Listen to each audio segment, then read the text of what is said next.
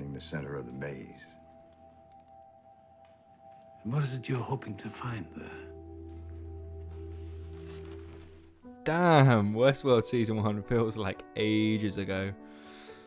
It's like a fond and distant memory, isn't it? Like Bernard and Dr. Ford sitting there, speaking poetry, and the rolling hills of Westworld. It just felt like a proper world.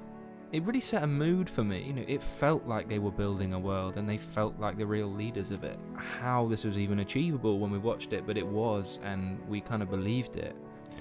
I was transfixed by the whole story and the concept of the maze, the church and what it all meant, and I was hooked from the very first episode. I remember the end of the episode where she answers the question, would you ever hurt a living thing, and she swats that damn fly. Fast forward through season 2 because I might do another video on that entirely, but I actually loved season 2. On watching it a second time through, you pick up so much more, and the story is really complex, and it set season 3 up nicely. Like, it gave it a chance. Okay, moving on to season 3, which is what this video is really about. I was kind of scrolling through some footage, looking for clips here, and I stumbled across that one from season 1 where Teddy's on the train and he wakes up looking super confused. That's kind of how I feel about season 3. Like, I was kind of led along to believe I was gonna love it, and I kind of was looking just confused, like, where are we? Like, this just isn't Westworld. I'm just going to give a quick overview of the series and how all the characters kind of link up. So, following on from Chaloris escaping the park with her pearls, hers is kind of initially, she just seems like the bad guy. She's looking intent on destroying the human race. Bernard seems to be hopping around looking for a way to stop her. He ends up back in the park, which is cool. Like, he sees the church, the scorched earth. That kind of mystery that we initially loved about Westworld came back for me just in that scene. It's fleeting. He finds Stubbs, and him and Stubbs crack on, and then literally get like no screen time the rest of the series. But genuinely, these two work great together. Luke Hemsworth and Jeffrey Wright, and it just works. We meet Caleb, you know, Aaron Paul's character. I swear, all of this season just looking confused. I just don't like his character. Like, the episode where we finally find out about his backstory was awful. Like, there was no character development, it felt like, and I just didn't care for him. It was a waste of time. I'd rather have just stuck with Bernard and found out more about him. Anyway, him and Dolores inevitably collide, and she sees something in him.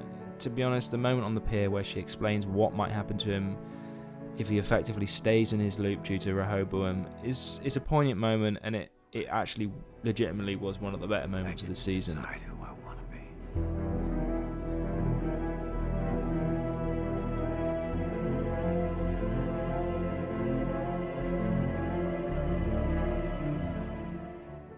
So next up we pick up Charlotte, or whatever orb is in Charlotte's head. We don't know, and that's the kind of mystery at the start. We don't know who's in Charlotte's skin, essentially. And she's struggling to integrate with it, which seems interesting. We're wondering who the hell is in her body. Kind of initially we thought Teddy, maybe? Her episodes in this season were definitely a lot more engaging for me personally than a lot of Dolores' stuff. And the flashback song she sung to her son was pretty cool. Recording timestamp. This is Charlotte Elizabeth Hale. So then we've got Maeve. Again, Thandie Newton's great. Like, she seems kind of lost in this series, and it just doesn't make any sense. I feel like she didn't really believe what she was doing in this season. The German episode is good. The Escape episode, it is, like, it looks good. The production value on that, the cinematography, like the stunts. I've done shoots like that. It's so much fun. All the period stuff, essentially what Westworld should be about. It did have that Westworld feel. She breaks the system she's in to find she's in another simulation of sorts, where she meets a simulation of the real villain of the show, Serac. Like, what? Like, it's so confusing. Like, it's too confusing for the general audience. They team up, and he promises her access to the Sublime because her daughter's there. The whole situation stinks and makes no sense. Didn't Maeve, like, boost her perception to 10 last season? Shouldn't she see through this guy? Because he's clearly just stringing her along to use her. He even dresses her up in a superhero X-Men outfit. So, next up, we've got William. Please save this series. His scenes are really trippy. I kind of like it, though, the therapy session with all the other versions of himself. was wicked. Like, that was genius. What a good idea. But when we left him in season 2, he had nothing left. He was brought down completely, shredded hand, the works. He just was this mess, collapsed on the floor. He kind of instantly recovers this season, but then it's too late. Charlotte locks him up. He's in the psych ward. Eventually, Stubbs and Bernard come to the rescue. His ultimate plan, in the end, is save the fucking world. The man in white. Like, what? Apparently Ed Harris despised this. Not surprised. It's far from his travel-y, kind of interesting self that we got in the first couple of seasons, where he's this kind of lone ranger.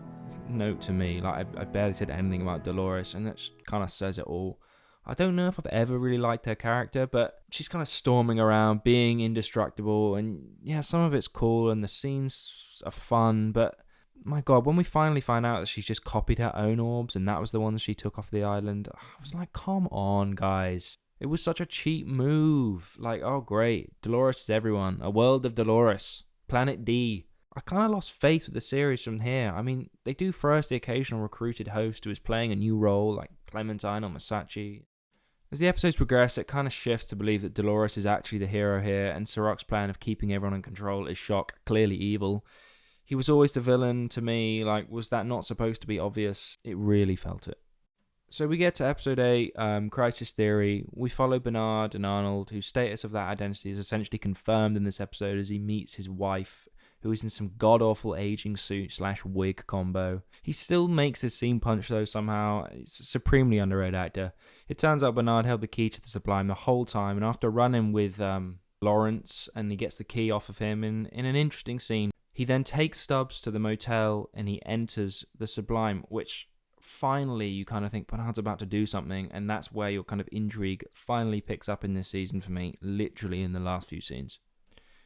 Meanwhile, Dolores and Caleb find a way to coerce Maeve into helping their master plan to destroy Rehoboam and give humans back their own free will, thus confirming Dolores as the real hero all along. It seems Dolores is killed here as Rehoboam is destroyed, and the scene in the field with Maeve and Dolores is again poignant, and it is a strong send-off for her.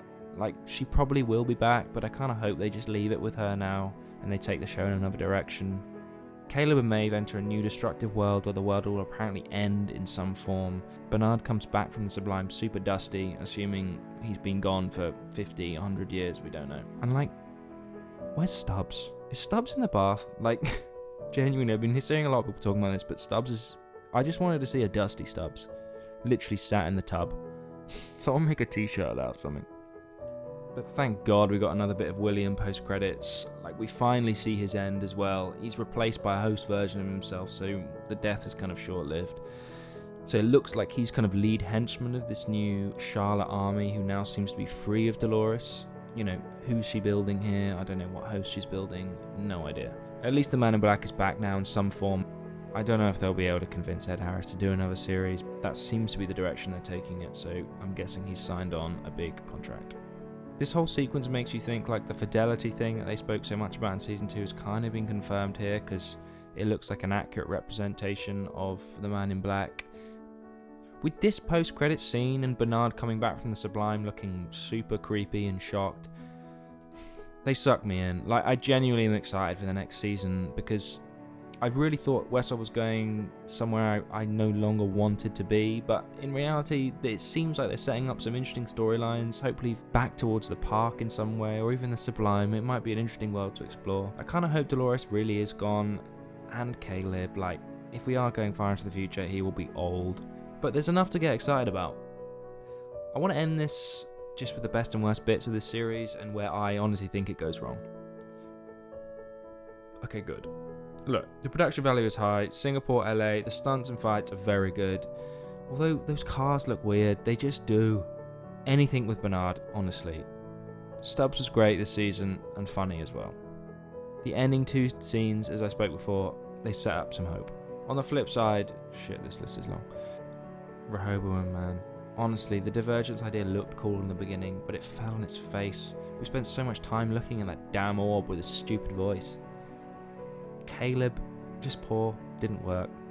The episode with the car chase when Caleb's on drugs, honestly, I was in awe at how poor that was. Was that just me? Like, I hated that. Where's all the mystery and intrigue?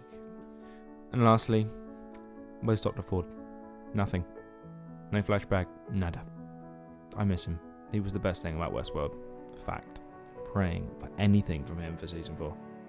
Overall, like, it had its moments, but for me, if I was going to give it a rating out of 10, it would be like a solid 6. Let me know what you think and where you think it will go. I'm going to upload a theories video and future of Westworld video in the near future, but yeah, let me know in the comments what you loved and loathed and what's next for Stubbs in the Tub. That was genuinely on my script. Honestly, thanks guys. Subscribe and like if you enjoyed any of this ramble. It would mean a lot.